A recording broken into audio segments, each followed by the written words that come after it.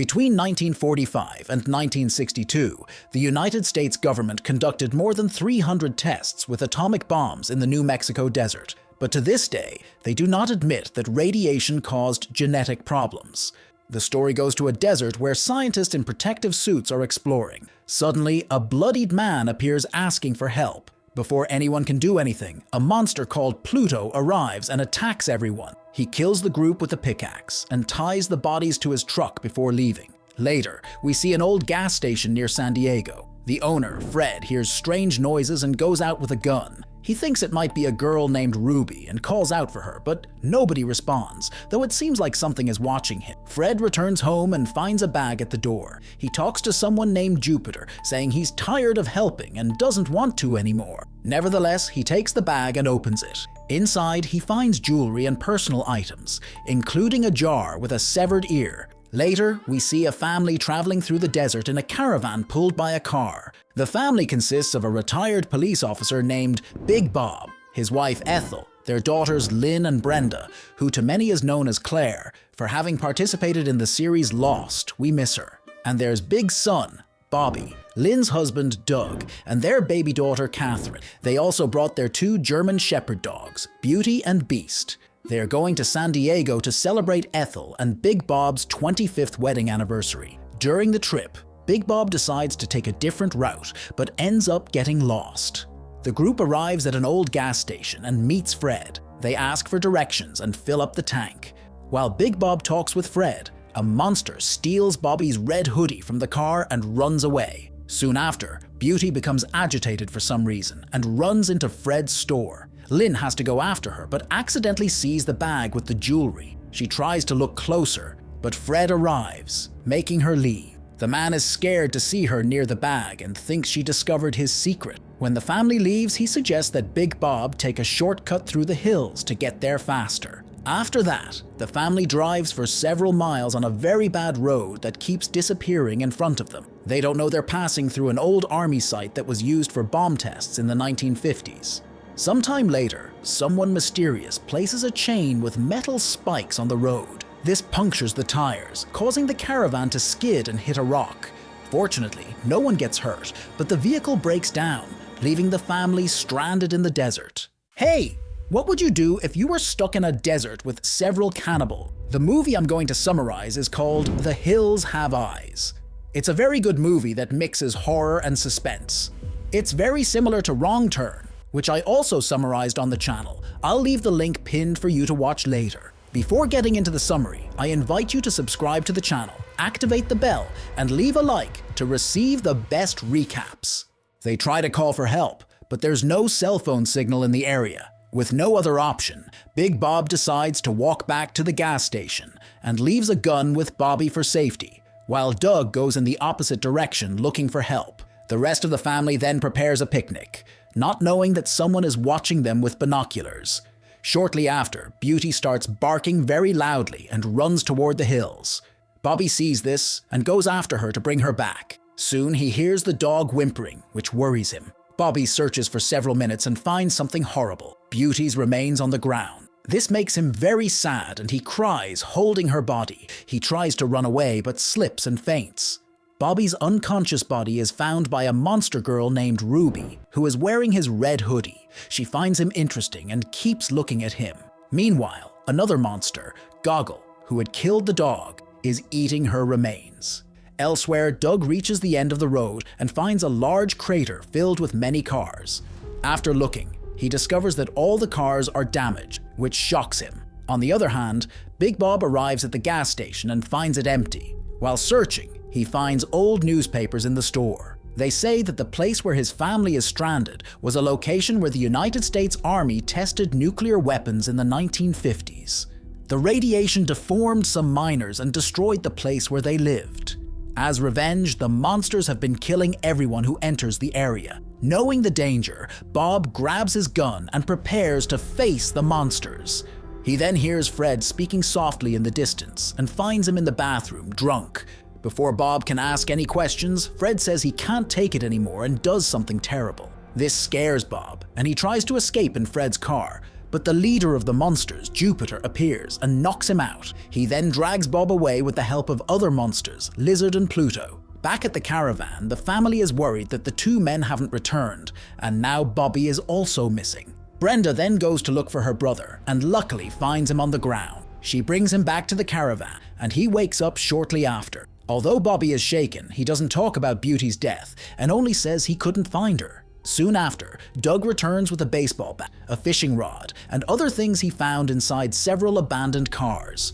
When night falls, Bobby becomes increasingly worried about his father, but the others say he doesn't need to worry because it's Big Bob and nothing will happen to him. Lynn and Doug sleep in the car while the rest of the family sleeps in the caravan. After some time, Bobby hears some strange noises, and when he goes out, he discovers that Beast has also disappeared. We then see the dog running to the hills where he finds Beauty's remains. Bobby gets very nervous and goes to wake up Lynn and Doug. He finally tells them about Beauty's death and how her body was all cut up. Before they can decide what to do, they hear Big Bob screaming in the distance. The monsters have tied him to a tree and are burning him alive. Doug, Ethel, Lynn, and Bobby run to help him with a fire extinguisher, leaving Brenda alone in the caravan. Taking advantage of this, the monsters sneak in and start doing things to her. Lynn soon hears her sister's screams and runs to help, but Lizard points a gun at her and starts drinking milk from her breasts. Outside, Doug desperately tries to save his father-in-law, but Bob has already been burned to a crisp.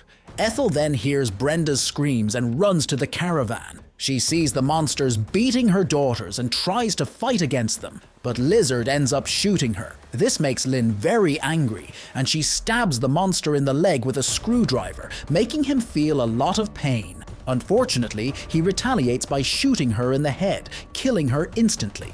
With the gun out of bullets, Lizard and Pluto flee, but they take baby Catherine with them. When Doug and Bobby hear the shots, they run back to the caravan, only to discover Lynn dead and Ethel nearly dying. Brenda is also very traumatized by what just happened to her. Meanwhile, Goggle watches them with binoculars and talks to his friends on the radio, but he is soon found by Beast, who kills him violently. Back at the caravan, Doug and Bobby are horrified to realize that the monsters took Catherine away. While discussing what they should do, they suddenly hear noises from outside. It's Beast who has returned along with Goggle's hands and the radio. They listen to the device and hear the monsters preparing to attack again. Doug then asks about his daughter and hears her crying on the other end, leaving him very distressed. The next day, Doug grabs a baseball bat and goes looking for the monster's hideout, with Beast guiding him. After walking through the mines, he arrives at an abandoned village that was used as a target for nuclear weapons tests. He soon hears a baby crying coming from a house, so he enters. Doug finds Catherine in the bedroom, while a female monster named Big Mama watches television in the living room. He tries to pass without her seeing, but the monster sees his reflection on the TV screen and quickly knocks him out. Shortly after, Doug wakes up in a freezer and is horrified to see himself surrounded by cut-up body parts. He manages to escape and continues searching for his daughter. During this time, he meets a paralyzed monster called Big Brain, who tells the story of the monster groups. They were formerly miners in the village who were forced to leave when the United States government decided to conduct nuclear tests in the area. Some residents fled the area completely, while others hid in the mines, thinking they would be safe. But the radiation from the nuclear tests caused severe mutations. As soon as Big Brain finishes his story, he calls Pluto to attack Doug. The monster then chases him throughout the house, wanting to kill him. At one point, Beast tries to help, but Pluto easily tosses him aside. He ends up cornering Doug and manages to cut off 2 of his fingers with an axe. But before Pluto can kill him completely, Doug attacks him with a screwdriver. He ends up sticking it in Pluto's foot, making him scream in pain. Doug then uses a small American flag to stab him in the neck, finally killing him. As he leaves, he comes face to face with another monster on the way, but Doug easily kills him and takes his rifle. Big Brain then calls Lizard on the radio and orders him to kill Catherine, but he himself is torn apart and killed by Beast soon after. Elsewhere, while Ruby is taking care of Catherine, Lizard enters the room to finish the job. She reluctantly hands over the baby and leaves. But when Lizard prepares to do the act, he discovers that it's just a pig. In fact, Ruby still has human emotions and she couldn't let Catherine die. She is fleeing to the hills with Catherine, hoping they can be safe there. On the other hand, Bobby and Brenda put the dead bodies of their mother and sister in the car. They then set up a simple defense system, using fishing rod wire to prevent surprise attacks. They also fill the caravan with gas and use a piece of sulfur from a matchbox and some matches to create an improvised switch to light it. While doing this, they notice that their mother's body is missing, which worries them. Bobby then runs to the hills and sees Jupiter eating his mother's heart. He manages to get the monster's attention and lures him to the caravan. When Jupiter arrives at the caravan, the siblings lock themselves inside, but the monster doesn't give up and tries to attack them through the window. He manages to grab Brenda, but Bobby ties his hands to the windows with a cord. The siblings then escape through the back door, while the monster struggles to break free. He eventually succeeds and runs to open the door. But since the caravan is full of gas, the friction of the sliding door causes a fire. This results in an explosion, which causes Jupiter to catch fire. Meanwhile, in the hills, Doug sees Ruby running with his baby and goes after her. He catches up with her and finally convinces her to hand over the baby. At that moment, Lizard appears, and a violent fight begins between the two. The monster soon gains the advantage and beats our hero with a strip of thorns, apparently knocking him out. He then turns his attention to Ruby and begins to attack her, but Doug rises just in time and shoots Lizard with his gun and throws the gun to the ground. After that, he approaches Ruby and finally recovers his daughter. When it seems that the danger is over, Lizard suddenly gets up with the gun and prepares to shoot. But before he can do so, Ruby throws herself on him. This causes the two to fall off a cliff, possibly dying. In the remains of the caravan, Jupiter survives, but he's badly burned. He's soon found by the siblings, who drive a pickaxe into his head, ending his miserable life. They then see Doug in the distance, who has arrived with Catherine and Beast. The family hugs each other in relief, knowing they can finally leave the area. But unbeknownst to them, someone is watching them with binoculars from the hills, implying that not everyone died, and so the movie ends. What rating would you give this movie? And write in the comments if you want me to bring the sequel. I confess that the second one is 1,000 times better than this one. If you want, I'll bring a summary for you. In the first pinned comment, I'll also leave the summary of Wrong Turn 1. If you haven't watched it, go take a look. It's one of the best horror movies I've ever watched. So that's it. Activate the bell to be notified of new recaps. So until next time.